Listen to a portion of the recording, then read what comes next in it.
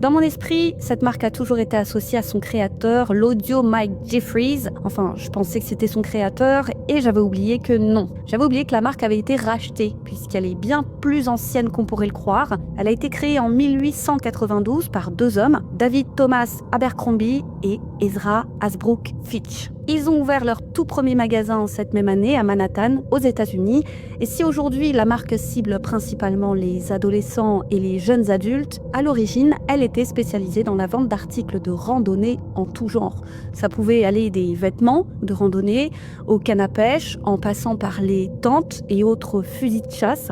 Abercrombie était d'ailleurs réputé pour la qualité de ces derniers. Et si dans un premier temps ce fut un succès, autre temps, autre époque, elle dut se déclarer en faillite et le magasin ferma définitivement ses portes en 1977. Mais ce n'était pas pour autant la fin, et puisque le nom de la marque fut racheté 2 ans plus tard en 1979 par Oshman Sporting, une entreprise basée à Houston et qui dispose de toute une chaîne de magasins.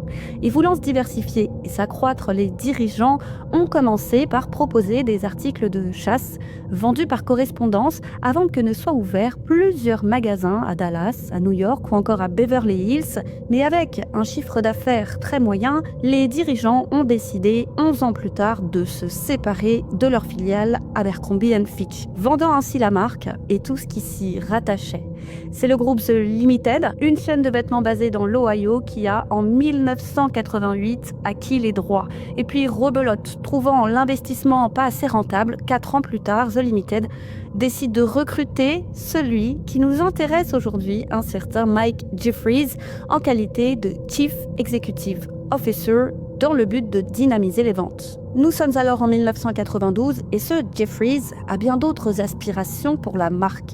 La randonnée, tout ça, c'est fini. Ce qu'il veut, c'est toucher un public plus large. Comme Abercrombie & Fitch est une marque américano-américaine pur jus et qui plus est centenaire, ce qu'il souhaite, c'est utiliser son image et sa longévité pour se lancer à l'attaque d'un marché ô combien rentable, les jeunes. Il décide ainsi de produire du sportswear et pour attirer les adolescents et autres étudiants, il va s'inspirer de la Ivy League. La Ivy League, c'est l'association de 8 universités américaines prestigieuses qui se sont unies pour former un groupe.